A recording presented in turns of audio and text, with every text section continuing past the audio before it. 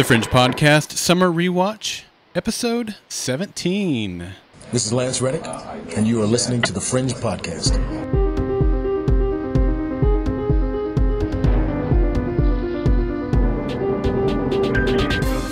Web hosting for the Fringe Podcast is provided by HostGator.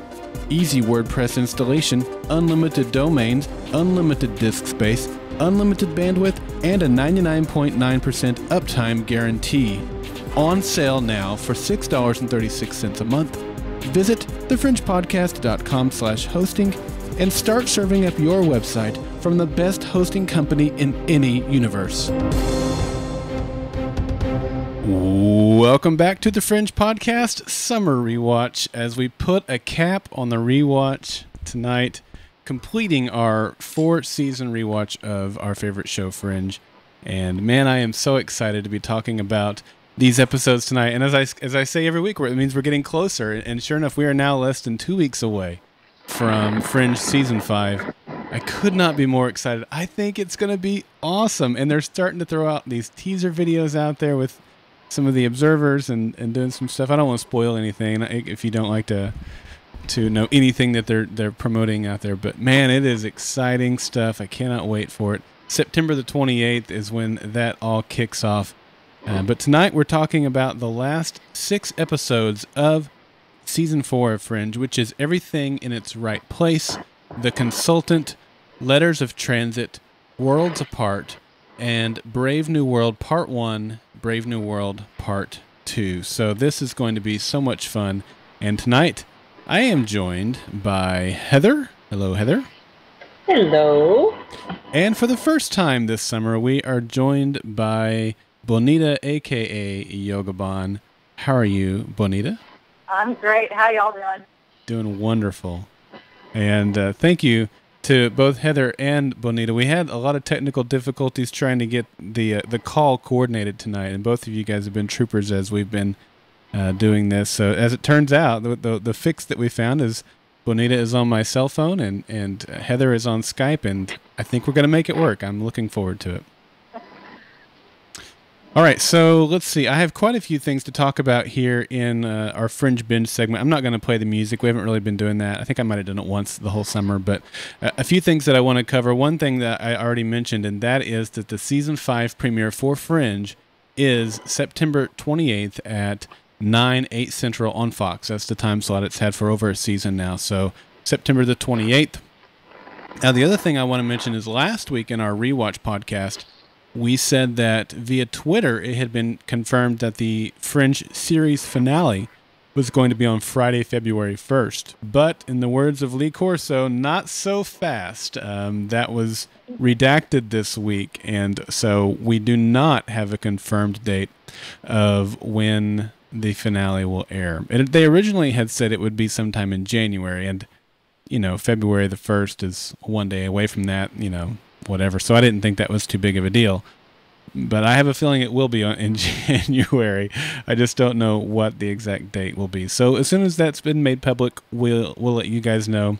It does seem confirmed that there are going to be 2 small hiatuses in the season. We don't know how long each of them will be. But I've heard different things, but I just nothing's confirmed, so I'm not going to give any speculation on that after what we did last week, saying it was February 1st, and then it turned out not to be the case. So what we do know is that September the 28th it will start, and that's all that matters at this point. A couple of other things to keep in mind is that the Season 4 soundtrack is on its way. It's going to be releasing October the 16th. You can already get that on pre-order over at Amazon. I didn't put together a quick, easy link for you, but I can tell you that if you go over to thefringepodcast.com, you click on our Fringe DVD banner that we have on the sidebar, that'll take you over to Amazon, and then just do a search for Fringe Season 4 soundtrack, and then we'll get commission for it that way, or anything else that you purchase over there at Amazon, we'll get a commission for. So, that, like I said, that is going to release on October the 16th. Other news items that we have this week, you'll remember that last season we had the privilege of doing an interview with the author of the Fringe Science book, and his name is Kevin Grazer. Really neat guy, great guy. He and I have have kind of maintained somewhat of a contact relationship on Facebook, and just a really cool guy. Enjoyed having him on last season. Well, that is now an ebook, and it is in the Amazon Kindle store for 99 cents. And that's only going to be that way for about another week or so. So go check that out. It's the Fringe Science book. It has Gene the Cow kind of floating in there, and Kevin Grazier was the editor on that. So go check that out for 99 cents on the Kindle. Okay, two other things, and we'll get into our episode discussion tonight. This one's a big deal. We're talking about Letters of Transit in this particular podcast, but if you haven't seen it, don't have it on your DVR or any of that stuff, they are going to be re-airing Letters of Transit on Saturday, September 22nd at 11:10 p.m. Central, 11 p.m. Eastern and Pacific, on Fox, of course. And that's going to be a critical episode for you guys to rewatch before we get into Season 5. So if you haven't, like I said, if you don't have the ways to watch that or haven't spent the money on iTunes or whatever, just know that they're going to be re-airing that again. That's on September 22nd at 11 p.m. Eastern and Pacific, 10 p.m. Central on Fox. And this is a big one for us. Our Season 4 recap. We always do a recap of the preceding season before the new season starts. We're going to be doing that again this year. We are going to be doing that. Clint's going to be back in studio, and we are going to be having that podcast on Sunday, September 23rd at 2 p.m. Eastern Time, which is our normal, when we're in season, that's our normal podcasting time for Fringe. So Sunday, September 23rd at 2 p.m. Eastern. Come join us over at thefringepodcast.com/live for the live show. You can watch us do it here. We'll do it live in studio. You can chat with us while we do it. And that'll be a whole lot of fun. We'll do our Season 4 recap and our Season 5 predictions. And then the very next week will be our first podcast for Season 5 as we get into the fifth season. So that's going to be a whole lot of fun. Hope you'll join us for that. All right, so that is going to wrap us up for the Fringe Binge. And that means it's time to get into our food for thought and start talking about these episodes. Root beer float. Butterscotch pudding. Mr. Papaya.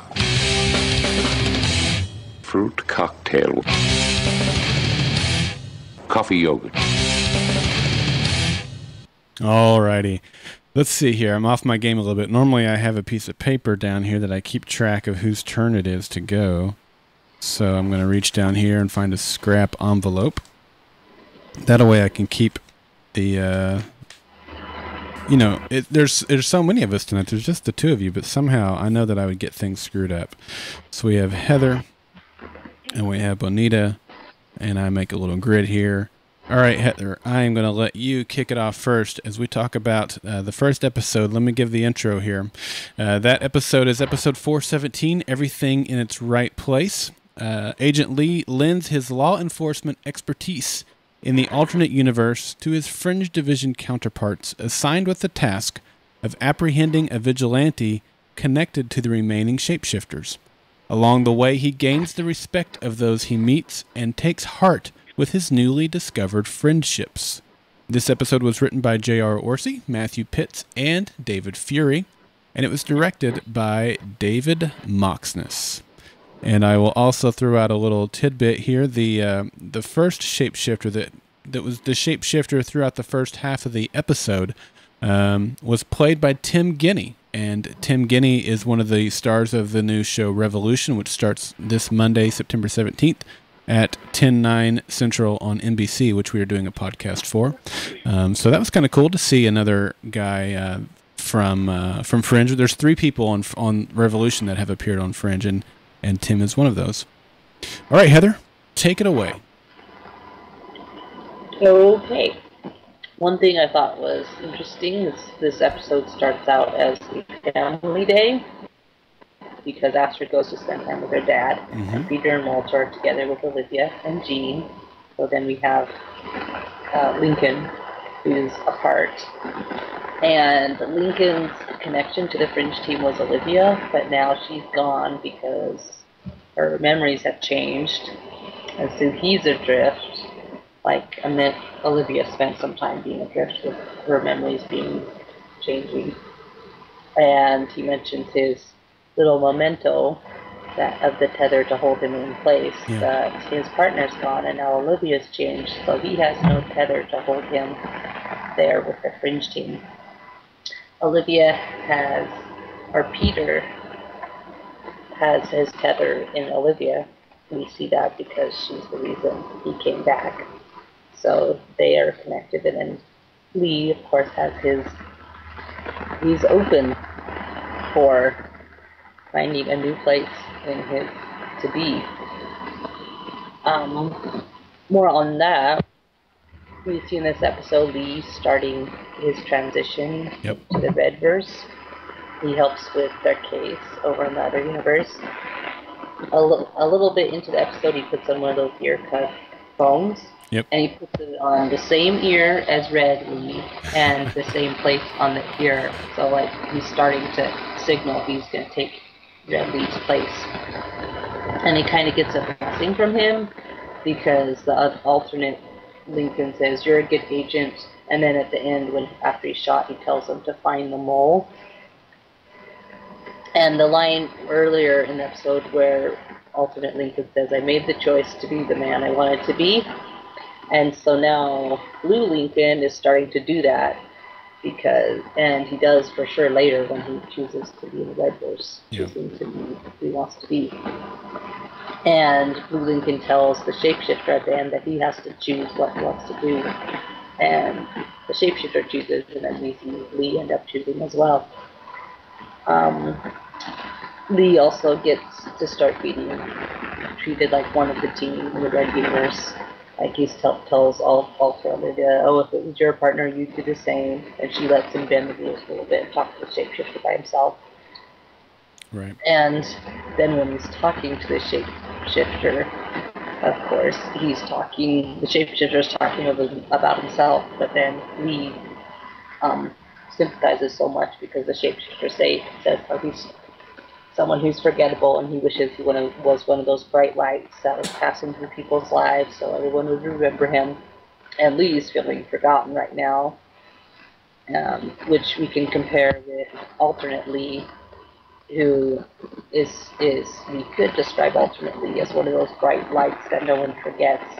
And alternate Lee made the choice, like he said, he chose to be the man he wants to be. He chose to be one of those people that are unforgettable. And now it's our Blue Lincoln's turn to do the same thing.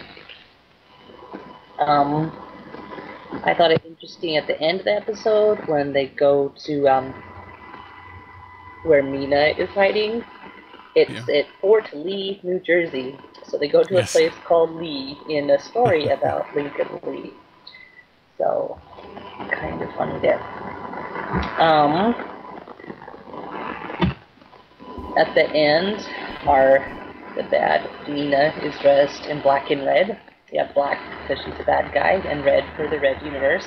Okay. But then black and red together is also the color of a black widow. Right, that's what I was thinking. Which is poisonous and can kill you. So, and we know she can do those things as well.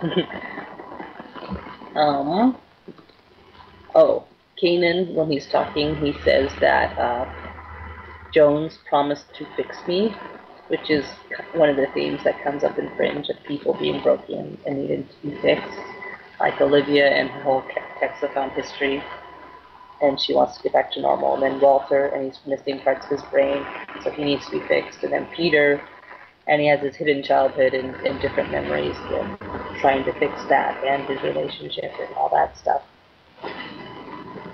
And, okay, this is a little funny thing. At the first, they talk about the serial killer, how he would not leave, he never left the bodies there before. And Alter Olivia says, "What's changed?" And then I said, "Well, he's changed because he's a shapeshifter." And they did a really good job making the amber effects look nice. They were pretty cool. I like that. And Alter Olivia talks about how the amber areas are being reopened. She says, "The rifts are stabilizing. I don't know how it works, and I don't care. And that's kind of like a lot of science fiction and technology. Like in science fiction, what's artificial gravity? We don't know, but it makes basic ventures work, so we don't care. Right. Or in Fringe, what is Bridge? We don't know, but it works as a story tool. Right. So, or technology, Walter's door or the tank or cortexiphan. We don't know how it works, but it works and moves the story forward, so we let it stay. Right. So, there. I mentioned all my things for this episode, right? In one go. All right. Bonita, what were your thoughts on this episode? Well, I'm sorry, but I do have a little hard time understanding what Heather is saying when she's talking. I apologize if I repeat anything that she says. Yeah, no problem. I thought that the theme of choices was really interesting, and I really enjoyed that part of the story. I had a lot of questions, and I think there was a lot of really great quotes that came into this episode. Nothing so badass like a flying rat. That's what Olivia said. Right. So I really liked that quote. That was one of my favorites. I'm a little nervous. Sorry. Oh, no problem. Don't be nervous. I liked the newspaper callback in the early part of the episode when they were looking at the little newspapers that were frozen in time. And it kind of made me wonder if the really gooey people were because they'd been in that amber or that quarantine zone, if that's why they were so ooey gooey. And I thought it was a little freaky when they picked up that locket with their bare hands. Yeah. And I thought that one of the interesting things that came up was that shapeshifters were once people with really lonely lives, and they volunteered. This kind of reminds me of the people who decided to become the evolved humans in some of the other episodes. And that Olivia was still such a sharpshooter. But I was curious why Lincoln kept saying that she was so tough. Oh, Olivia was so tough, and yet she seemed so soft and happy and bouncy. She's really kinetic and moved around a lot, had a short jacket versus a long jacket like our Olivia.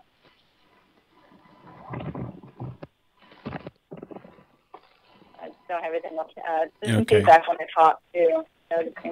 Sorry. Yeah, that's good. Don't be nervous. You're doing a great job.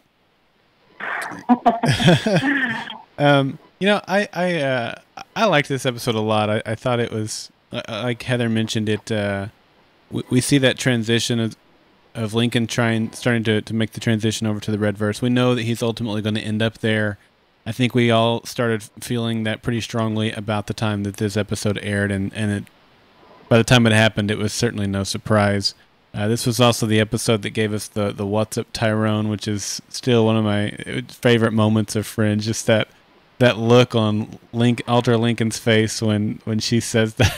It's just, Seth Gable played that so perfectly. I thought it was really a great scene. The shapeshifters, help me figure this one out, ladies. I got the impression that the third version of the shapeshifters that we've seen more prominently on display in this season, based on what Jones said, he rescued them from these dead-end jobs, so they came from real people. And this shapeshifter said that he was once a regular person, but the shapeshifters that we saw back earlier in season 2, that kind of came bursting through that warehouse window and were these kind of blobs that, because the one of them didn't ever fully materialize, they took him back to the lab. I always kind of thought that they were some sort of genetically engineered in the lab, that they didn't really start out as a human being. But do you think that that's the case, or did they also start out as a human being and, they were put into this blob for transportation purposes and then emerged out of it, after they were sent over to the Blueverse? What do you guys think? Well, if they grow from nothing to a fully functioning spy, one way to help them work better is to have some implanted memories or skills. So if they took a person and took all their memories or their brain or something somehow and implanted it in that person, just like Walter gets his skills when he has his brain pieces dissolved back into him. Okay. if they use one person and take some of that DNA and then combine it with the new DNA stuff, then they're suddenly all grown and they have all this information about how to act like a human because they have these human memories instead of starting from nothing and have to be programmed all over again. Yeah, I mean, all that makes sense. I guess it's just, somehow they have a way to transform them into that cocoon-looking thing, or morph them into that so they can transport them over and then kind of remorph them back into humanoid-looking beings, I guess, huh?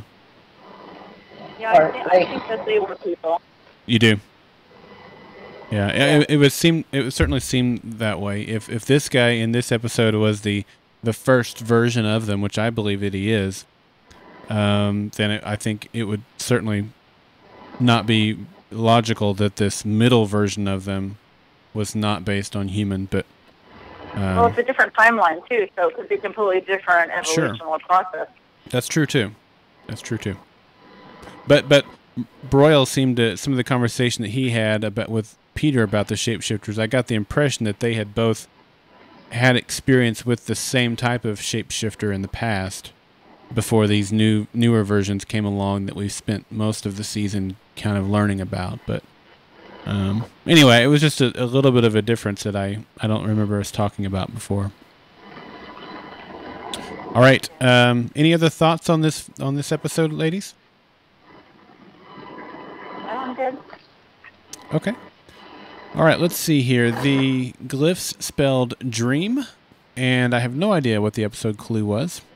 The next episode was the consultant, and the synopsis here, we get all these, as I say, every week. We get them from our friends over at fringepedia.net. The synopsis is, Walter visits Fringe Division in the alternate universe to lend his scientific expertise to the investigation of a recent destructive breach in the fabric between the two universes. Let's see here. I lost my spot. Here we go. David Robert Jones initiates the next phase for his master plan.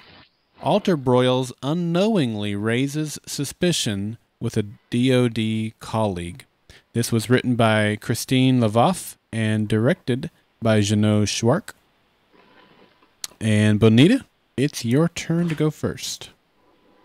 Oh boy, this is the one I didn't get to review my notes on before we came into this tonight. But I think there was, again, the theme of choice was really strong, and the metaphor of chess was, again, very strong in this episode. Oh boy, where am I? I have notes all over the place. I like that the Blue and Red were working together. Yes. I enjoyed that very much. This is when I actually noticed that Olivia wears a short jacket and regular Olivia wears a long jacket. Okay. The quote that Walter said, that anything is possible, even Santa Claus, is one of my favorites. Yes. And just highlighting the differences between the red and the red universes was really remarkable in this episode. And all the different things like no black box versus the black box. Mm-hmm. I liked the way they structured this episode and the way it went back and forth between the episodes. I enjoyed seeing a different Olivia with Walter and how Olivia reacted with him. And I thought the Sherlock Holmes reference was really fun. That was one of those highlighting the differences things that came up. He talked about, Nina said Phil was just a pawn. That was the press reference. And that she thought Jones could come for her. And then Olivia said, unless you're just another pawn, which I thought was a good scene right there. That's really important, too. I like surrender to Broyle. I was going to say, that's really important, too, given that the end of the season, all the chess references that come into play there in the finale. Yeah, they really are strong in this episode. And, again, it still comes up again how far you'll go to save someone that you love, was really highlighted here as well. Yeah, good point. And we ended the episode with Nina and Broyles in jail. Yeah, I mean, it was kind of glad to see Nina in jail. Kind of sad to see Broyles in jail. Agreed. Yeah. All right, what else do you have? My favorite quote that Lee said was that you can't bring over a casserole, but a severed hand is okay. Was awesome. There's the severed hand again, which kind of comes into play at the last episode. Yeah. with Bill losing his hand. Right. And that's all I got that's new at the moment. All right. Good. Thank you. Oh, Thank you. the domestic badgers as pets was hilarious. The what I laughed was? very hard. I caught the domestic badgers as pets. I didn't catch it the first few times I saw this episode, and I caught it this time. I forgot all about it until he said the line. It comes out of nowhere. It's just one of those throw-in lines that they give you that it's nice. Yeah. Yeah. All right, Heather, what were your thoughts on this episode? All right. Nina says, it's your world you should be concerned about. Things are going to get much worse. And all the healing rifts in the red side, of course, get eclipsed by Belle trying to destroy the world. It was nice to see at the first episode Walter and Olivia walking arm in arm, being close like a family. And then later we see Walter and Olivia get friendly too, like she leans, when they're at her house, she's all leaning on his arm. And so they also are acting like family in a way. Like Walter cooks food for his family and she shares her concerns with him. So yeah, that was kind of sweet to see people having more friendly time with each other there. Also, when they're coming off Liberty Island, the guy at the guard station says, "I'm sorry to hear about Agent Lee." So he calls Red Lincoln Agent Lee, not Captain Lee, which he's always been Captain Lee. Yeah. So it's kind of showing more of Blue Lincoln taking Red Lincoln's place. And Walter was saying how the Red universe resonates at the note of G, and the Blue universe resonates at the note of C. So, Blue universe, which is our universe, the original universe, is middle C, which is the starting point. And then Red universe is G, which is removed from us, but on the same scale, like the same frame of reference, but off the side. Okay. So we saw Blue or C first, and then we see Red or G later. So we always compare the red verse to the blue verse because we saw the blue verse first. So our basis is blue. Right. And then G is the new one. Like if you're going up the scale, you start at C and you get to G later. Another thing I thought was kind of interesting, the letters in DNA are G, C, A, and T. G and C are used as musical notes, but they're also lettered in the DNA sequences, and in Fringe they use lots of biology and DNA things. Sure. So I'm sure when they're going to pick all the letters to choose from on the musical scale, they picked ones that are also in DNA. So I thought that was interesting. Yeah, that's interesting. Also, about Broyles, he calls his working with Jones a collaboration. Right. And in a war, traitors are called collaborators when they work with the other side. And in the future, Broyles works with the bad observers, and so is that a collaboration?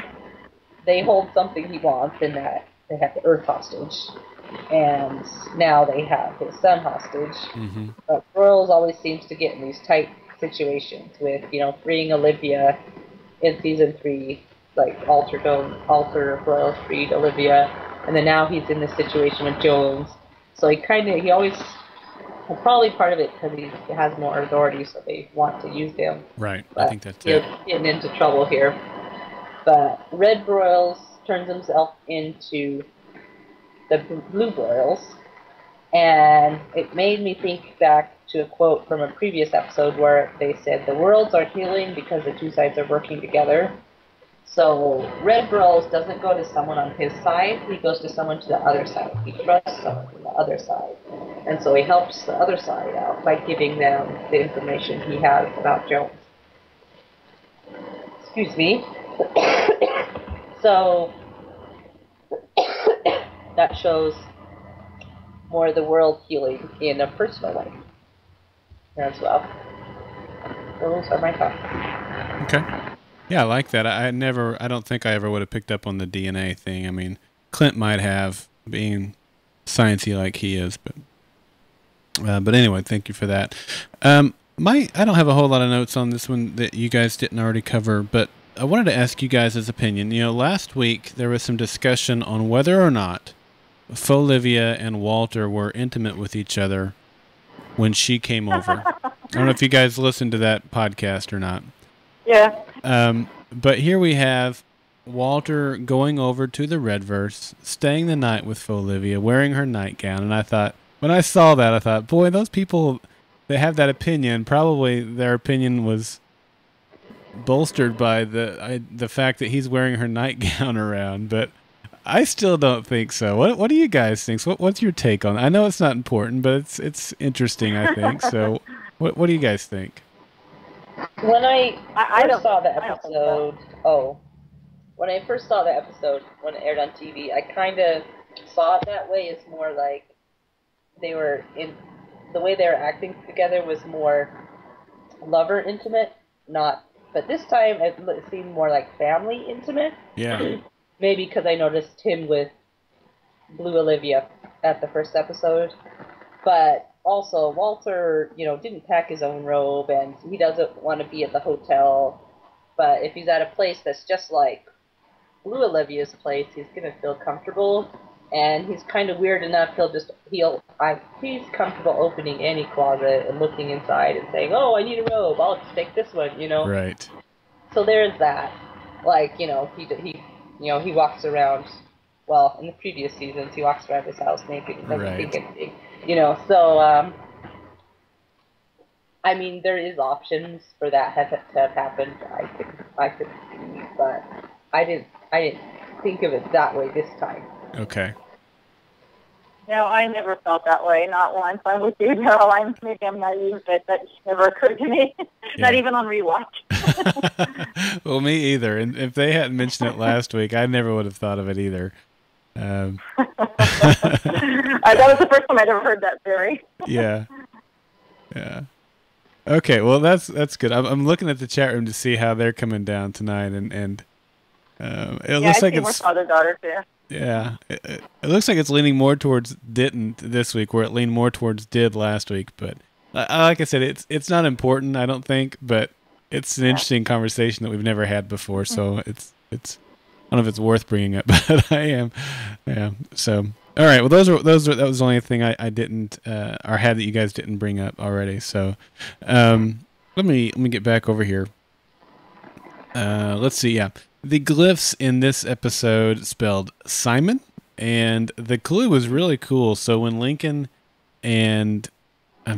Walter and Olivia are walking down the pier, I guess maybe Lincoln is there too. I'm not sure. But anyway, the security station is there, and on the security station it says checkpoint 20-36, and 2036 is our clue that the next episode, Letters of Transit, is going to be taking place in the year 2036.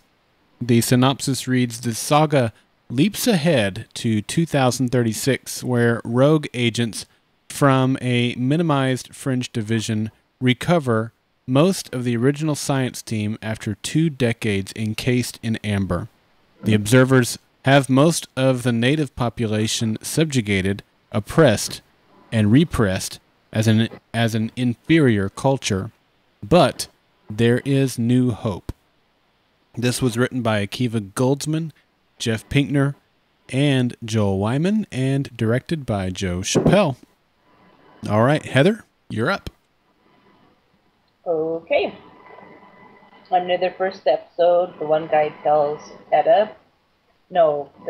tells Etta, you're exactly as you seem, which makes me remember the idiom that nothing's as it seems. Yeah. And then when she's out in the sidewalk with the guy, he says, if they find there's anyone like you, they'll kill you. Right. And so there's someone like her, as in one that can resist their mind reading, or a cortexiphan kid, because we don't know what she inherited from her mom. Right. And then when she first looks at Walter in the truck, she kind of acts like she recognizes him. I don't know if she recognizes him from her childhood memory, because she mentions later she doesn't remember her parents. Right. Like, she doesn't have a picture of them in her mind. But she's been looking for the Fringe team, so she's probably seen historical documents, so there's that kind of thing too.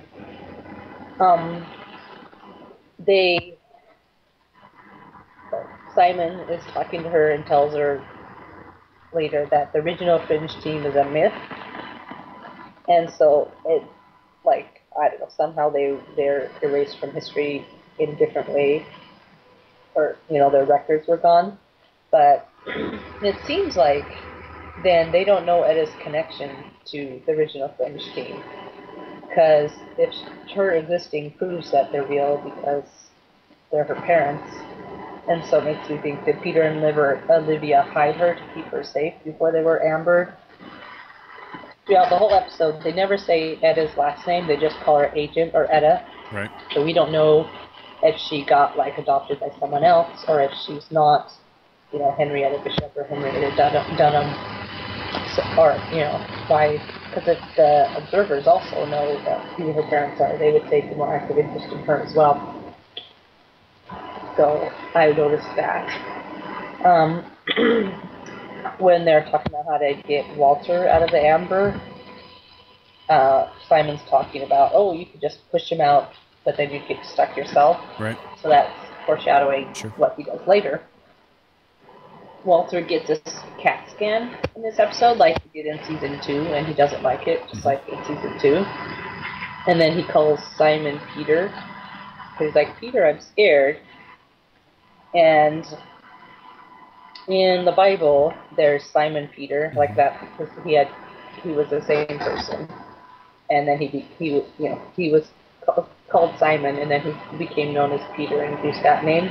Right. And in this Fringe team, in a way, Simon is taking the same role as Peter, because he's working with a Dunham woman, and he's working with Walter, and his last name is Foster, as in, you know, if you're a foster child or a foster parent, you're kind of taking the place of someone. So here's Simon taking the place of Peter, and later he literally trades places with Peter, so Peter could come out and fight the fight that he would have been doing.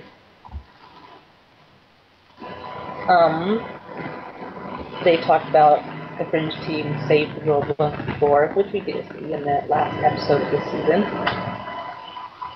When they're transporting Walter and have to have his papers, Simon tells the officer that walks up to them, this is for grandfather, but of course he doesn't know how right he is about that.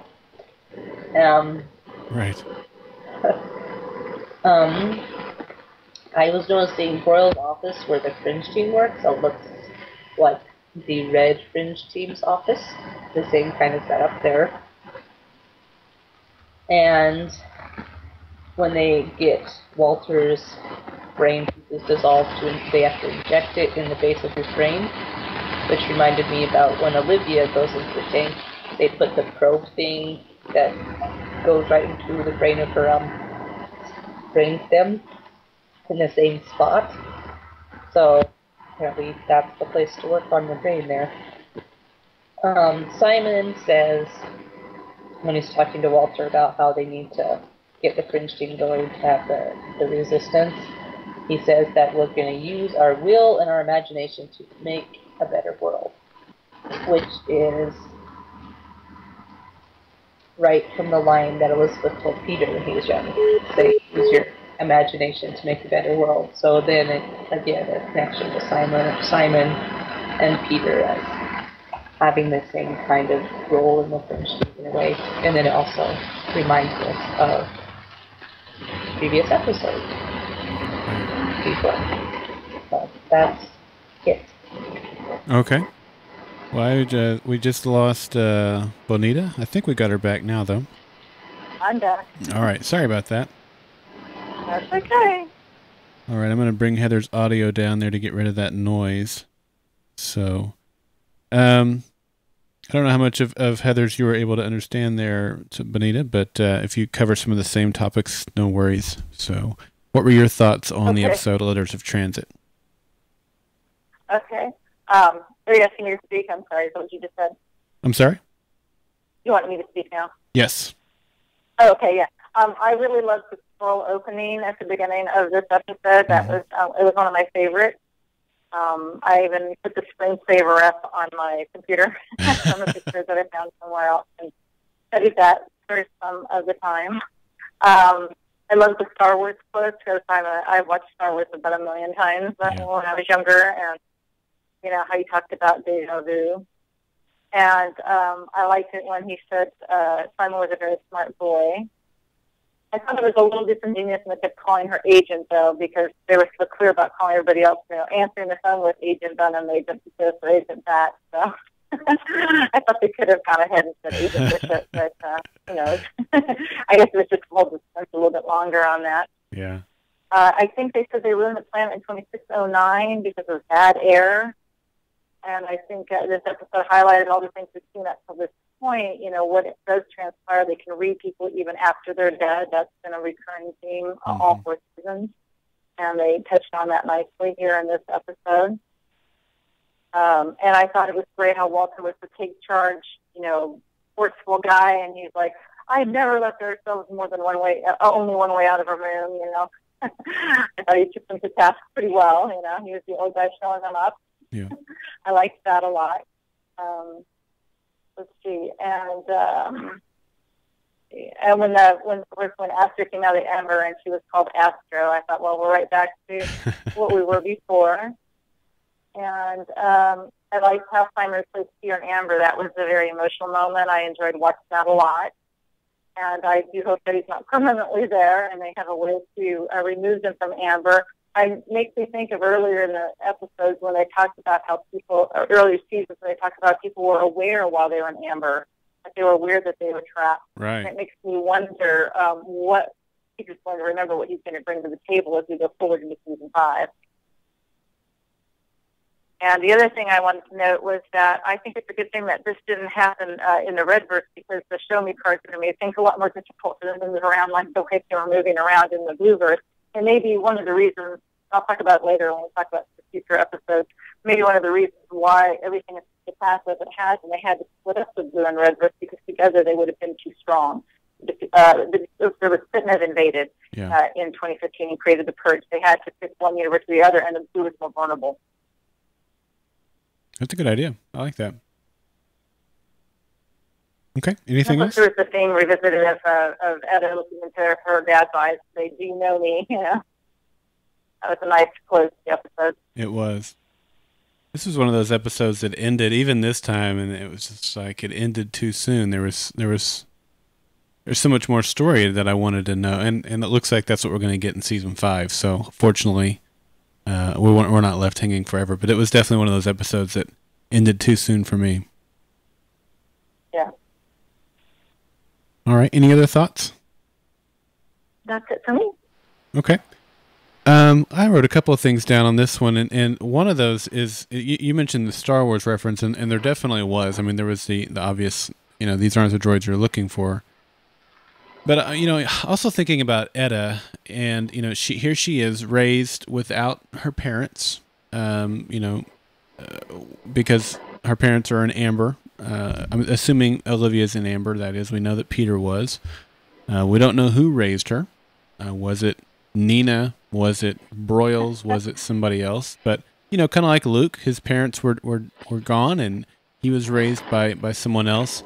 And it turns out Luke Skywalker had these Jedi abilities that he had kind of inherited from his father and mother. And, you know, Etta's got these abilities that she has gotten from her father and mother. And it seems to point to the Etta being the key to saving the galaxy, if you were, the universe. And so anyway, just a lot of parallels there with Star Wars. And Star Wars is a great hero story. You know, I mean, Interdimensional Dave could come in and tell us how that parallels the hero's journey in so many different ways. But that's what makes a good story. And so season 5, I think, is going to be amazing and awesome. You know, if you look at this as a launching point for season 5, I think that the opportunity for great storytelling and character resolution and you know, some good science along the way is just ripe for the picking. So I'm very excited about that.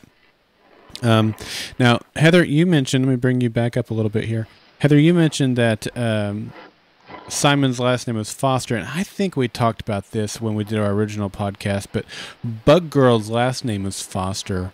Now, he mentions his parents and stuff like that, and I don't think the math adds up with how old he is, but, you know, both of them had the same last name Foster. I don't know if there's any connection there or not. I kind of think that there's not, but it's probably worth just mentioning that they both had the last name Foster, but probably nothing more than that. So, all right, any other thoughts, ladies, on this episode? Oh, let me ask you this, too. Let me get your thoughts on this. Cortexiphan kids, do you think we'll see, you know, Nick Lane or Sally or any of the other the cortexiphan kids that we never saw or we did see along the way? Will there be any of those around? Will they come into the storyline, do you think, in Season 5? A little bit on that question. It seems like it would be a nice opportunity. Like, they find someone, oh, this is a really strong pocket of the resistance. Who's their leader? Oh, it's the cortexiphan kid. Because those things could be very useful. But in the text scrolling on the screen at the first episode, they said how originally the observers came, the original resistance was very bloody. So the observers could have targeted cortexiphan kids, knowing that they'd have a chance to fight them. And so they could have all got wiped out, except for Olivia, who had some warning that they were coming. So, yeah, there's either way there. Okay. Yeah, I could see that. I don't know that they fully know who all of the cortexiphan kids were, but the observers might, or have the ability to read them and find out. Or the opposite of that could be. The cortexiphan kids have the ability to block the observers reading them like Etta can. I don't know. Bonita, do you have any thoughts on that? I'm terribly sorry. I didn't quite hear your question to begin with because there was some choppiness that came up during what you were saying. Yeah, that's fine. What was the question? Say it again. Yeah, do you think there will be any cortexiphan kids as part of the story in Season 5? Oh, wow. I hadn't really thought too much about that. I kind of don't really need them to be in there. For me, I feel like they serve their purpose. Sure. I think that cortexiphan is going to play a role in how the observers were created, but I don't know that the people who previously been dosed with it are going to have much resonance in the future. Okay. Yeah, I can totally see that too. I can see how they might have the larger cortexiphan kid.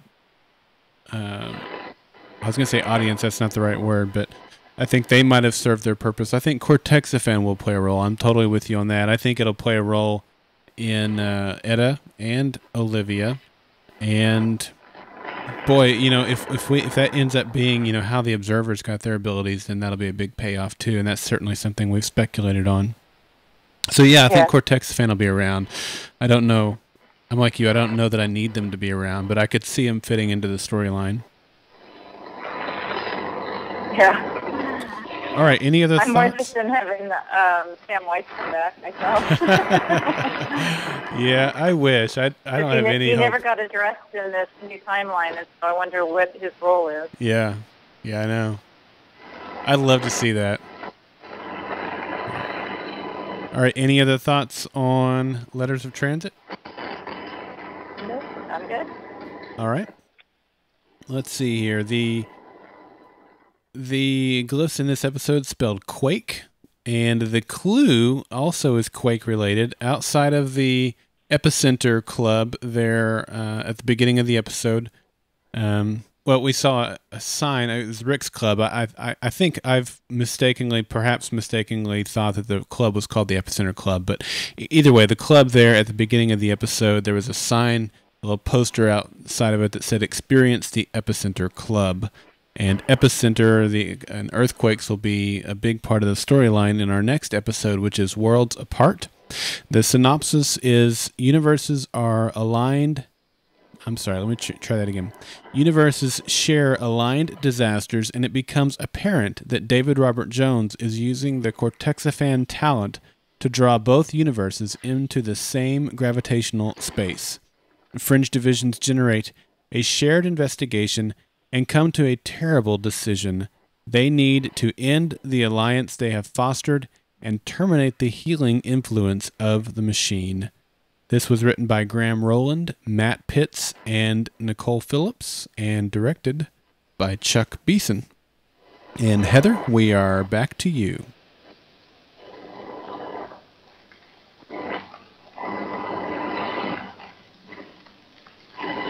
I'm sorry, I didn't hear what you said just now. I think is it Heather's turn, or is it Bonita's turn to go first? Lost track. Yeah, I think I did too. That's all right. Heather, why don't you take it? Okay, we see in this episode, of course, Lincoln Lee make his choice that has been hinted at to stay on the red side of the red universe. And the title here of Worlds Apart, of course, is apropos for the episode, where at the end the two worlds are broken apart. I don't have any other comments for this episode, actually, because with painting my house earlier today, I didn't get as much time, so I skipped watching this episode. Oh, okay. To watch the season finale instead. So that's all I have for that. Okay, well, that was quick. All right, Bonita, what are your thoughts on this episode? I thought there was a lot in this episode. I felt it was the first one that had really reflected an allegory to the U.S. In the Cold War, and kind of going back to that 40s feel of mutual destruction and being assured, and the fact that we were working as allies and we had to get broken up, and that the U.S. had to save the entire world, and especially the Bluebirds having the Fringe being being covert instead of overt, and nobody really knowing what the earthquakes really were, and giving some pseudo-scientific explanation to the masses on the Bluebird side, at least. I don't know what they said on the Redbird side. They didn't really cover that. Yeah. But I did like how they worked together. So I thought that theme was really interesting. And also how they used dreams again. Walter going into his dreams to solve the problem. What I really loved was how he presented the information with old text. Yes. And I think that you could go back through all the episodes, all the seasons, and find all the old text. And you can even have a section in your rewatch. If you do another one saying old text versus new text, yeah, that would be kind of a fun thing to compare and contrast. I liked the toy demo, and I thought that it was really cool that our Olivia, or our Lincoln Lee, was able to call Olivia from the Redverse. I thought that was a heck of a sell plan. I want to get on that one, especially in light of our technical difficulties tonight. Right. And maybe that was just because the bridge was open. That was why they were able to do that. Yeah.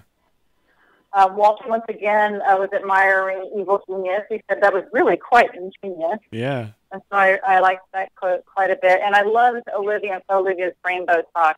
I thought that was really, really wonderful. That was one of my favorite parts of the episode, was that intersplit between those two. Yeah, it was good. And then the part where Olivia and Nick are talking, and they're saying, Olivia's trying to tell Nick, we're on the same side. Jones is on our side, and Nick is saying, Nick was saying to Olivia that we're on the same side. Jones is on our side. It was sort of like Lost saying, we're the good guys, Michael. That was kind of that's what it reminded me of. That's great. And I also liked where they kept saying, where is Jones? And she said, where is Jones? It made me think of Indiana Jones. And, yeah. That whole Nazi-themed movie that they had. Again, I'm still wondering what happened to Sam Weiss in there. But then they fell back on this American-centric view, and they said Washington has made its decision, But I guess that's just us being that, global policeman and the U.S. Trying to save the world. Right. And so this is kind of where I came up with my theory about why the world had the part and how important it was for the observers to break the two worlds apart and not have them be conjoined, because with the two universes working together, they would have been stronger and they might have deceived the observers. Mm-hmm. And I think that Olivia is going to be pushed outside of time, and that's what we're going to be doing, is looking for her while she is out somewhere outside of time. Oh, okay. So kind of like Peter was at the beginning of this season. Exactly. And that anything that we see is going to be her bleeding through on his consciousness, or maybe coming through in his dreams, or, that kind of stuff like we've seen before. Okay. Or something really new. Yeah.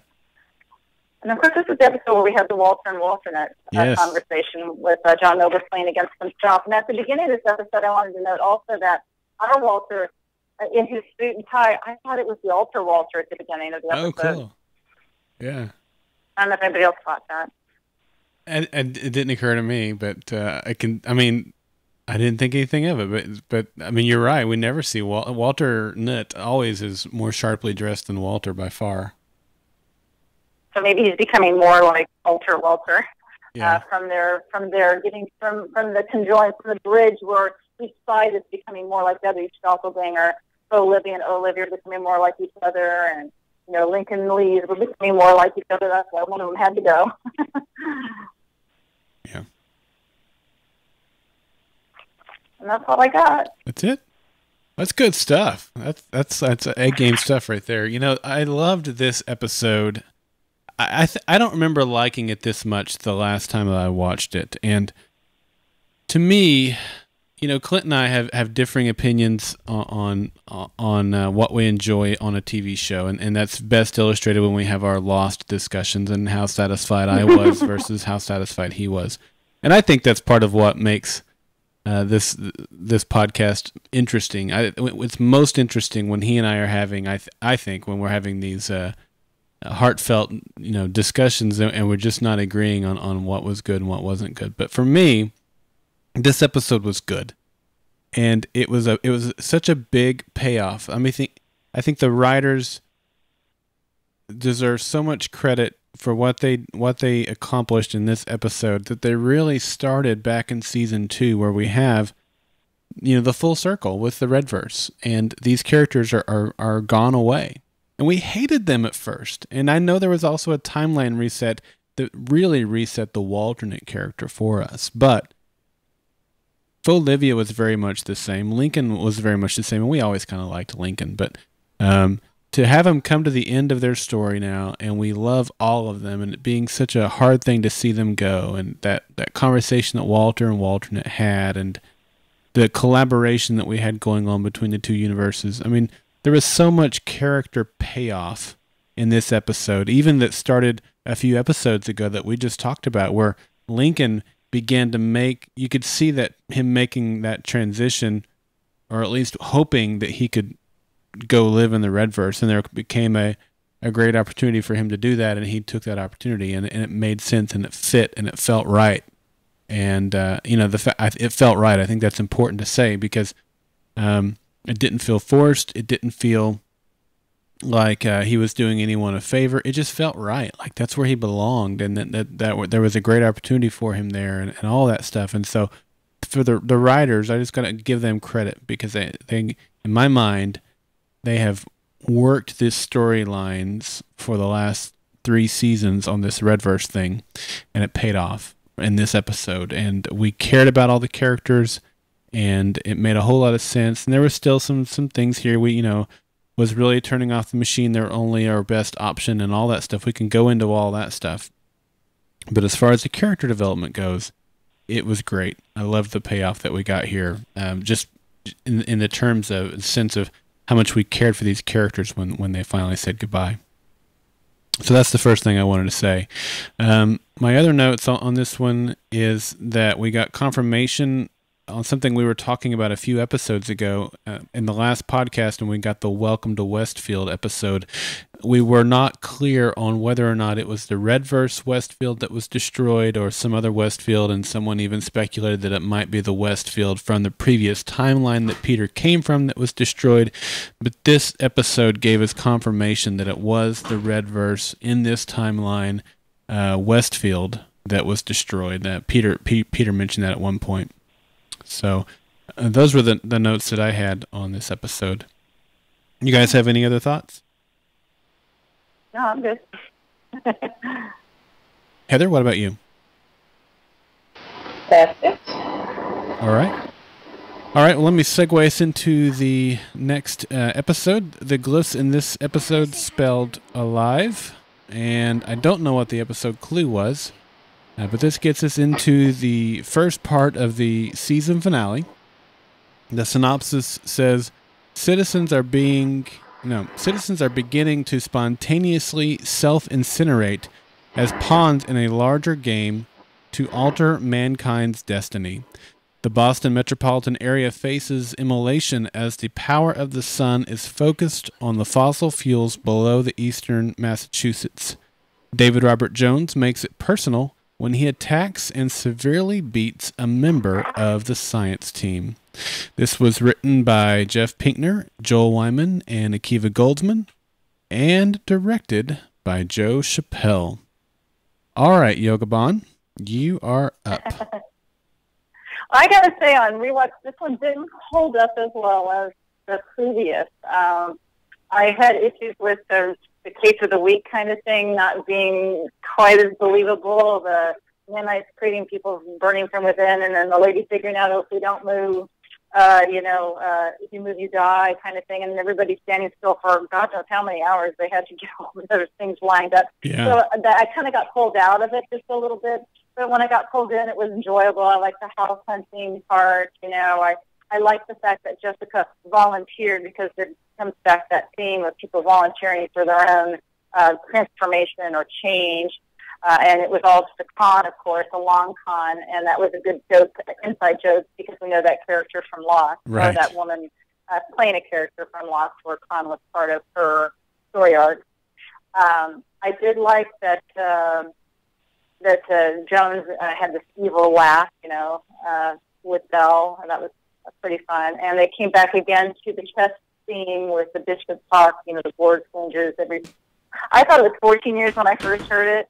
And I thought that would have synced up better with what came later, but 40 works for me too when that was clarified. So I'm okay with that one. There was a lot of cooking. There was the chopping of onions and things like that, and Olivia confessing to being afraid of her powers. Mm-hmm. The lemon cake with pig brain was awesome. That was a good part too. When he says peace out, I thought that was pretty cool. Yeah.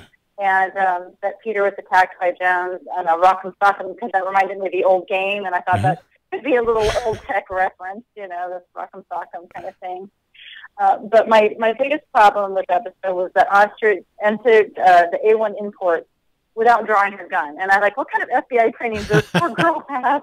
Was she always supposed to be a lackey or a desk jockey? Or was she really trained to be out in the field? Because I thought in this timeline she is more out in the field, so you'd think she'd know to draw her gun when she went into a threatening situation. And so the fact that she didn't draw her gun was a little off for me. And, you watch all the CC episodes and everybody's walking in there, they're drawing their guns right away, like pointing it in shadows and stuff. And so I kind of had trouble with that. And, so I kind of left it like, I hope the next episode is better. And it is. Yeah. Okay. Anything else? That was it for me. All right. Heather, what about you? Confession, this is the one I actually also skipped so I could watch the next one. But I was remembering in this one they have the part where he's controlling the elements, the sun, like a god would do. And so we get more of that in the next episode with Belle revealing his plans there. That's all. Okay. I have a couple of things in this one. We see, I think we get it really more fully developed in the next half of this episode, but we do see September getting trapped on that stasis rune in this half of the episode. And he tells Peter and Olivia that it's technology that's beyond them. So knowing that William Bell was kind of behind all of this makes a little bit more sense. He's definitely a guy that has the ability to go to other places, whether it be universes or we're not sure where he is now, and get knowledge. So, okay, I can see that. But my question really, I guess, is, do you think that Bell has the ability to travel through time and he was able to travel to the future and learn that from the future, or not, or does it matter? Or will this type of thing come into play at all in season 5? What do you think on that? I think that Belle was probably approached by the observers who aren't supposed to get involved, but they only had that rule for the scientific team. And I think a military component of the observers came back in time to specifically recruit Belle to further their agenda. Okay. Heather, what's your take? I think that makes sense if he got in contact with other observers. We already know from before when September got stuck in the beacon that he's not the favorite among the observers. Right. And they used September to trap Olivia, like get her involved. And Jessica, she calls Olivia and says, "Someone's watching me." Right. I think they set up the situation so they knew the observers would want to come and see what's happening. Yep. Or they knew September would come.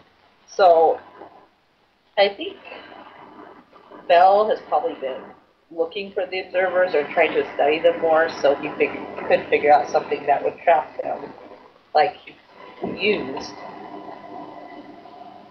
It might have been that he was able to learn things from the bad observers, or I don't know if he really was able to travel in time, or he found old artifacts, like, I don't know. Yeah. Okay. TJM in the chat room says maybe they got it from the rogue observer that we saw back in season 1. That's possible. Yeah, it'd be kind of a weird, like, melt your mind type of time loop thing if it turns out that Belle travels to the future and actually helps directly, create the observers and give them the scientific knowledge that they need, or the scientific mind anyway that they need. But that'd be kind of cool. Let's see, what else do I have here? Okay, I don't know that we want to talk about this again. I don't, but I thought I'd throw it out there. If you guys want to talk about it, we will. If not, we'll move right along. But with the nanites and the Mr. X thing, do you guys want to talk about that at all? I mean, because we have the discussion of September was labeled Mr. X a couple of episodes ago. The guy in Olivia's mind doesn't look anything like William Bell. The producers said that William Bell was Mr. X, yet Walter pulled the trigger. Who is Mr. X really? Do you guys care? Do we want to move on, or do you want to talk about this? I have to say on. Sorry, go ahead, Heather. Heather, what do you say? I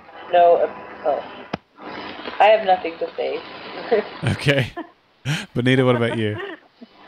For me, it doesn't matter. I don't really care who Mr. X is in Olivia's mind.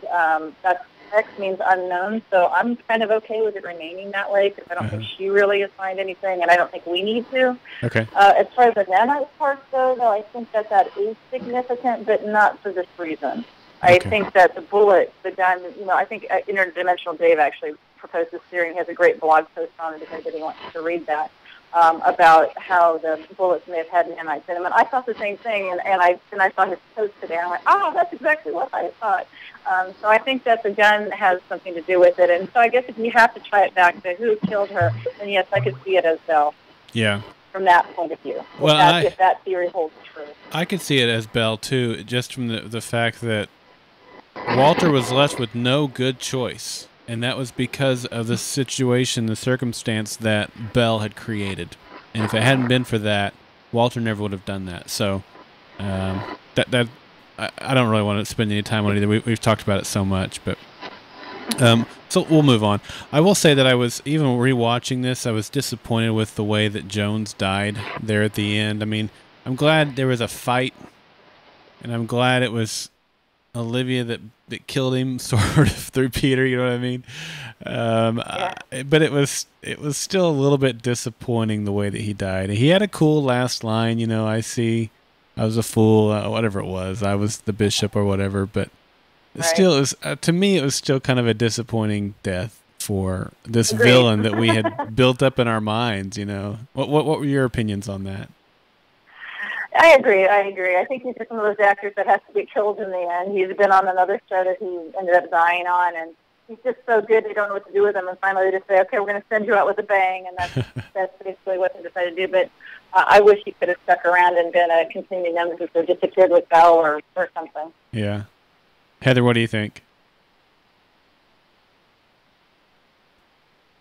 Did we lose Heather? I don't know. I don't hear her anymore. Oh, I'm here. Right now, I don't know. I can't think of another. Well, I'm sure they could have had a better situation. The way they set it up, though, I can't imagine something different happening. But it was quick, so they can move on to the next thing, I guess. Yeah, I guess so. Again, it's not a big deal. The story moved on and all that stuff, but it was a little unsatisfying, I think, for such a, in my mind, was such a huge villain. It just kind of, boom, and now he's dead, and it was kind of disappointing. So, all right, any other thoughts on this episode? I'm good. All right, I have one more note, and that is that Dr. Benlow, the lady at the at St. Clair's that was in charge of St. Clair's now, was played by Samantha Noble, which is John's daughter. And I think we mentioned it the first time, but it certainly is worth repeating again. All right, the glyphs in this episode spelled powers, and the clue, there was a sign outside of Belle's warehouse that said Eden, and that plays right into what Belle is trying to do. He's trying to create a new world, and he even goes so far as to say that Peter and Olivia can be his Adam and Eve in this Brave New World. And this is part 2 of the Brave New World finale. It says William Bell brings his captured colleague Walter Bishop along as he transports his vessel full of mutant creatures to a precise spot in the North Atlantic. Olivia and Peter locate and board the vessel as Bell's plan to collapse the 2 universes comes to fruition. The observer hadn't witnessed this potential outcome before now, and others need to be warned as a result. This was written by Jeff Pinkner, Joel Wyman, and Akiva Goldsman, and directed by Joe Chappelle, of course, since this was part 2, a continuation of what we just saw. All right. I have totally lost track of who's doing what and what order tonight. Turn. Is it Heather's turn? All right. Thank you, Bonita, for keeping me organized. Heather, take it away. Okay, at the very first episode, we see the hologram thing. Mm-hmm. The animals we see kind of looked like those lizard creatures from season 1 that they chased in the sewer. And we also get in this episode them questioning someone after they died, which is something they did in season 1 as well. Bell says how it was Providence that him and Walter were brought together, so he feels like he has divine approval, and that also is divine, which he goes on to say.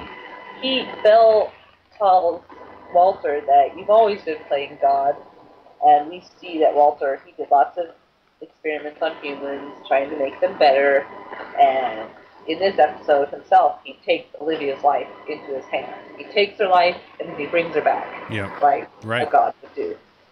But in this case, he's a god that's on our side. He has his human connections and feelings with Peter and Olivia.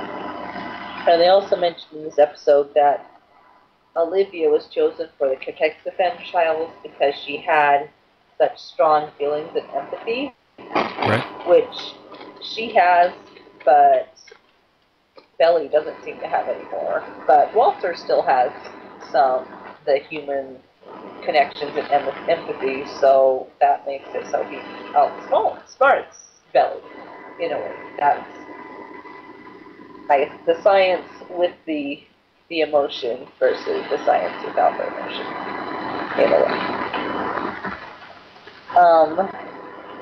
I was thinking that William Bell in this episode is kind of like a villain in a superhero story. He has this huge plan. Mm-hmm. He wants to brag to his friend / enemy. He tells the whole, he's like, before I kill you, I'm going to tell you everything. Right. He has all these new fancy technologies. He's a millionaire. reminds me of that quite a lot. So, yeah. Yeah. Well, when you put it that way, yeah. And, but he gets beaten in the end like all villains do. So. Right. But he gets away like all villains do. And so we have a chance to see him again. Right. Yep. I noticed Olivia, near the end of the episode, had to step out to have a drink because she, unlike also Olivia, she likes her alcohol. Right. And Nina tells Olivia that you've had the power all along, which makes me think of Wizard of Oz, where she had the ruby slippers and could go home anytime, so Olivia could save them anytime or make the leap as she would this time. And of course, Peter, he steals the pilot's gun, which shows us he still has some of his con man instincts there. Near the end, Broyles is giving the debriefing to Senator Van Horn. Right. And I looked up on IMDb the actor to make sure it was the same guy, and it's the same guy. Yep. So in this new Amberverse, was he not taken over as a shapeshifter? Yeah. Either that or he still is and they don't know it. Yeah, so but now if he still is a shapeshifter, is he now left all alone without any orders and just going to do his own thing? Or, I don't know. Yeah, that was a question I had. But he mentions how Fringe Division is getting upgraded to have more funding, which is just in time for the invasion. So they kind of, it's their chance to get ready real quick, whatever they can do right now, Yeah, but from the looks of episode 19, I mean, once the invasion starts, they're not going to get any more funding. There probably isn't any more funding, but at least it kind of gives us the context for how Nina came to be this in her role that we see her in episode 419. Yeah, that's what I was going to mention. In Letters of Transit, we see her as part of the resistance, and here she's getting started. Yeah. And they say, like Walter, they say in Letters of Transit, it's the third generation Amber that they use to freeze themselves. So things like that maybe have time to be upgraded before the observers come or whatever. Sure. But, Walter says how Olivia kind of used up her cortexiphan, but some abilities may one day emerge. Right. They could emerge as in a baby having some of these abilities, or in Olivia making one last go and saving someone later. You don't know what will happen. Right. And my other question is, at the end, we see September come back to warn Walter. Is this the September after he was shot, or before he was shot? In the first part of the season, he's taken back to the lab because when they find him and they try and help him, but they didn't heal him. He got stolen by the other observers before that happened. Right. So which September is this? I was kind of confused if I put that together. Yeah, I don't have a solid answer for that. I did wonder the same thing. In my mind, it's September and he got healed, or just you couldn't see the wound from the camera angle. Because, I think chronologically, but obviously we saw that this whole shooting and the way that it was revealed happened out of what we would consider to be chronological order. So I can't base my argument on that alone. So I got nothing. I got nothing. A mind bender. Yeah. What do you think, Bonita? Any idea? That's a mind bender right there, because trying to loop it around, it's sort of like charting the old lost fast forwards and flash backwards and things like that. Right. So I don't know. I have no idea. Yeah.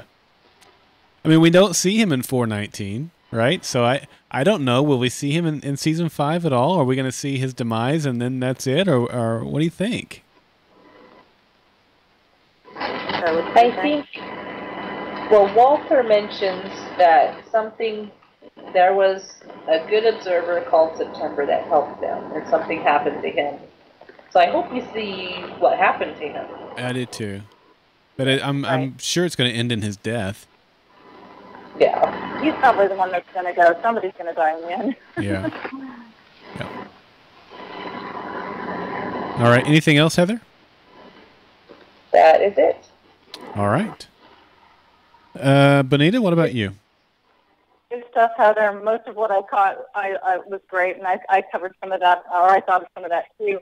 I don't know if you said this or not, though. I really liked Jessica's quote when she said, "It looks like magic, but it's just tech."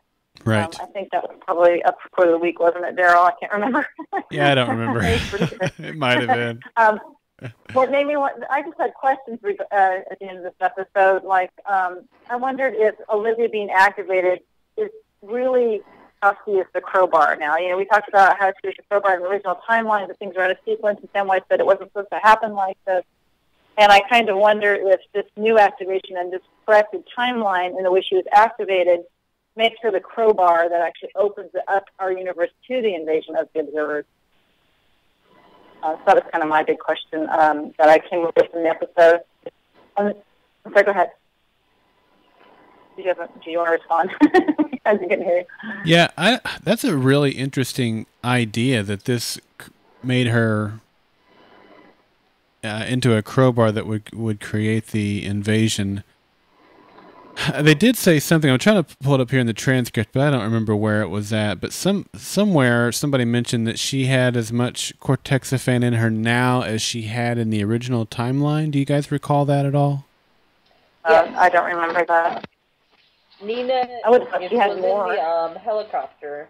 Nina's, because they were secretly dosing this Olivia, and so Nina said now she has as much cortexiphan active in her system as a cortexiphan in the system of the Olivia from Peter's memory. That's it. I see it. You're exactly right. Yep. Which I don't know how Nina would know that, but whatever. Well, she's being dosed as an adult in this timeline versus she was heavily dosed as a child in the original. Right. Isn't that the difference? Yeah, but how would Nina know how much she had been dosed with in the prior timeline that Nina didn't exist in? I don't know. Nina's done some things that we were always surprised that she did. So maybe she's in cahoots with the observers. Maybe so. She probably has access to the classified Jacksonville test. But did they do the Jacksonville test in this timeline? Yeah. If they did, it was she different. could get all that information, Yeah. and know the amount that would be the same. Yeah. But they did do, because there are cortexiphan kids in the previous episode, so she could find out how they were dosed, even if this Olivia wasn't dosed. Yeah, so we don't know, was this Olivia not dosed as a child? Not as much, and she ran away from the trials, so she did never get as much. So then maybe she used it based on how much Nick Lane had gotten as a child. And just said, she would have gotten the same amount, And TJM in the chat room is saying that perhaps Peter debriefed her, and that's a possibility. Yeah, they did meet. Yeah. Okay. What else do you have?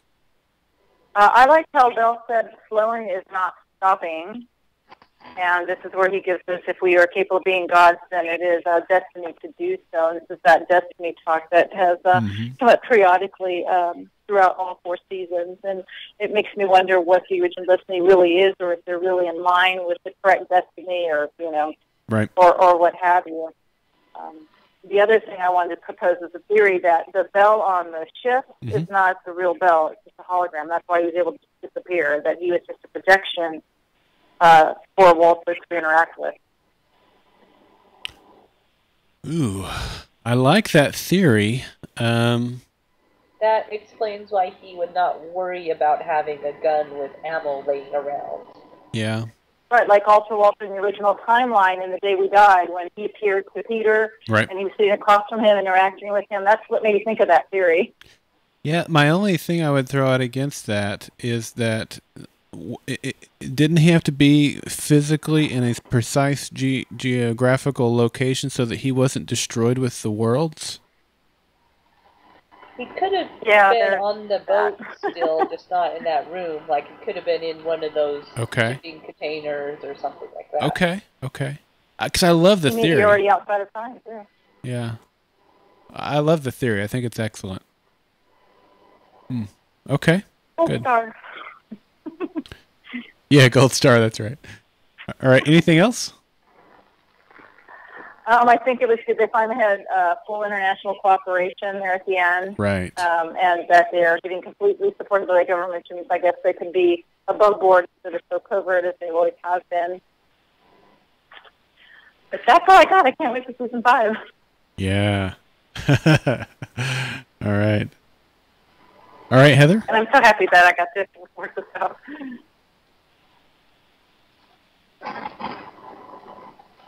Are you there, Heather? Yes. Oh, yes. Did you have your turn? I'm doing terrible tonight. Did you do your turn already? Yeah. I'm sorry. I stopped making notes on my sheet. I don't know why I got the sheet of paper out. Sorry. Okay, well, let me give you my thoughts. We love you, Daryl. Huh? We love you, Daryl. Oh, thanks. Appreciate it. I actually had a note, Heather, you mentioned this on that quote where how much cortexiphan is left in Olivia's system. So I've been doing a lot of this tonight. You know, what do you think we're going to get in season 5? Because I think it's this is the podcast to do that with it being the end. But so what are your thoughts on season 5? I mean, I could see this going a couple of different ways. And Heather, you mentioned that Olivia could take some more cortexiphan, and she would save the world, but it would be the end of her. I think that's the gist of what you said, and feel free to elaborate on that. I definitely see that as one option. I see the cortexiphan that she has in her system, becoming awakening from its dormancy, if you will, and giving her the ability to do things to save the world. But she doesn't die. I see Etta coming to the rescue and having the cortexiphan that was genetically part of her from the beginning being a part of that. And of course, I think probably in some degree all of these things will work together. But I guess my ultimate question here is, will we see her demonstrate some cortexiphan powers in season 5? And will Olivia and Peter finally end up together happily ever after? So that's kind of my question I'm trying to get at here. So what do you think? I think the easiest and less flashy, or might work easiest to work in the plotline ability for her to have is just for the observers to not be able to read her mind. Just like cortexiphan kids are immune to the other cortexiphan kids. Right. She could, when the invasion happens, the observers can't read her mind, so then that's how they get away, which we also see Etta can do. And we also already know that Olivia is strong in that, like in her mind controlling things. So I think that would be a really easy one to work into the story. I don't know if we'll see other abilities used though. Okay. All right. Bonita, what do you think? I'm a romantic, so I want them to end up happy. Yeah. But I think it'll be at some kind of a cost. They may be permanently estranged from Etta. I think it's potentially that Olivia is out of time, and instead of Peter being able to pull Olivia back into time, Olivia will pull Peter out of time, and they will continue to be out of time. Oh. And kind of working from the background and in the shadows and things like that. But I don't know if she'll have any powers. I kind of hope not, because it can kind of go the whole heroes route and kind of disintegrate rapidly, and they only have 13 episodes to tell the story. We want it to be about the characters, so I don't know if the powers are really going to come into play. Okay. All right, those are some good thoughts. And I love that you're sticking with your outside of time theory. That's really cool. We've got a couple of thoughts here from the chat room. Let's see. It's a guy in a bear suit. I think I missed that one. Let's see. Etta's abilities that are awoken because of Olivia and her mother due to her cortexiphan genetically. May have gone back too far still. Oh, here we go. This is from Old Darth. Walter will sacrifice himself and pay the price for his sins. cortexiphan 21 says, I think they'll get their happy ending. I think producers know that they deserve it. Steve S. says, Olivia's ability comes back as Etta gets into extreme danger, and then they pair up both of their abilities. I like that.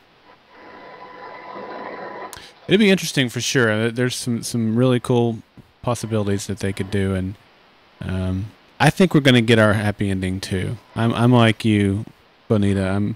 I don't know if I'm a romantic or not, but in this case, maybe a little bit. All right. The glyphs in this episode spelled purge, and couldn't tell you what the clue is to the next episode because that we haven't gotten that episode yet. Okay. Any other thoughts on these episodes that we've talked about tonight? Any other thoughts you guys want to share about the upcoming season or anything in general? I'm just glad I got to participate finally. I've been looking forward to all summer. Well, I'm glad too, and I'm glad you were patient working through the technical difficulties tonight, and it's been a pleasure having you on for sure. Heather, what about you? Anything? No other thoughts. I'm just looking forward to seeing what happens. Yeah, it's going to be exciting. I know I've said this the last several weeks. I'm just so excited. I can't wait for season 5 to start. We're less than 2 weeks away now. Going through this rewatch has just kind of rekindled and helped remember all of the stuff that this show has given us. It's not the same show. I don't think that I thought I was watching when I watched the pilot. It's changed in so many ways, as I think a show should. You know, I mean, a show should evolve over time as the characters and the storylines develop. You know, just like us as people. As I look back at my life over the last 5 years, I'm not the same person I was 5 years ago. Life changes and develops us and all of those sorts of things. And I think it's a great show. I'm happy to have been associated with it and been a part of this community for the last 4 years. I cannot wait for season 5. It is going to be the best season of Fringe ever. I want to thank you guys tonight, Heather and Bonita, for joining. It's been a pleasure, and I also want to thank everyone who joined us this summer. I think I've got the complete list here. We had John and Lou and Heather, of course, that's with us tonight. Michelle, Bonita, that's with us tonight. We had another John. We had Jean and Dawn and Josh and Hank and Brandon, Karen, Devin, Dana, Aaron, Kathleen, Alan, Jim, Cameron, Ardith, Jose, and Emily all joined us at some point during the summer, and it was so much fun doing this with you guys week in and week out and getting different opinions and getting to meet different people, and the Fringe community is awesome. It is so awesome to be a part of this community with you guys, and we certainly appreciate all the contributions that everybody made all summer long. All right, I'm going to do a couple of other announcements here and reminders. If you want to join us for all of our live shows throughout the season, as I mentioned at the top of the podcast, we'll be kicking off our Season 5 regular season on September the 23rd at 2 p.m. Eastern. So from that point forward, if there was a new episode of Fringe that week, every Sunday at 2 p.m. Eastern, we will be recording the podcast live. We have in-studio cameras. You can watch us record the podcast, and you can join us in our chat room. And that location on the website is thefringepodcast.com. Click on the live show link at the top, or just go directly to it at thefringepodcast.com/live. /chat gets you there as well. But come be a part of that live show for us and be a part of the community here at Golden Spiral Media. You can send us in your feedback at feedback@thefringepodcast.com. You can call us on the Fringe phone and leave us a voicemail at 304-837-2278. You can follow us on Twitter at GSM Podcasts and follow us on Facebook at facebook.com/Golden Spiral Media. Also, another reminder that we are just 2 days away from the network premiere of Revolution on NBC. Comes on Monday nights starting September the 17th at 10/9 Central. And we're going to be doing a podcast on that, the Revolution podcast by Golden Spiral Media.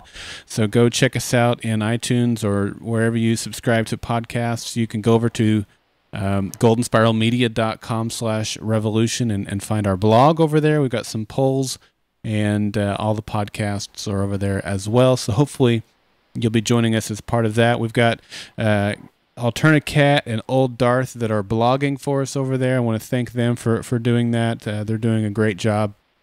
And Alternacat posted a brand new blog this morning, so go over there and check that out at goldenspiralmedia.com/revolution. And like I said, that starts this Monday. So our podcast for Revolution will be Tuesday nights at 8 p.m. Eastern Time. And you can join us over at goldenspiralmedia.com/live. We'll have the cameras and the chat room, just like we have for the Fringe podcast. You can join us over there. Jeremy is my co-host for that. Clint is not doing that podcast. So it's me and Jeremy.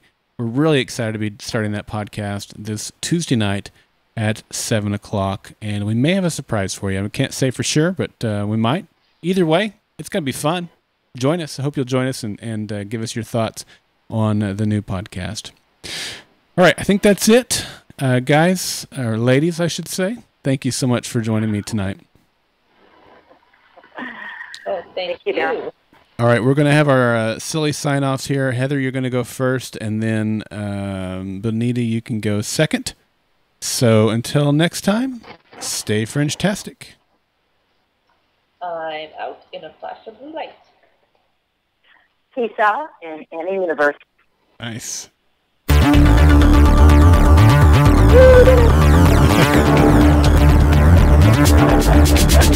The Fringe Podcast and Golden Spiral Media are not associated with Bad Robot Productions, Warner Brothers, or Fox. Golden Spiral Media's use of any and all copyrighted material is only for parody, news analysis, critique, and for educational purposes, as provided within United States Code, Title 17, aka Fair Use. Copyright 2012, Golden Spiral Media.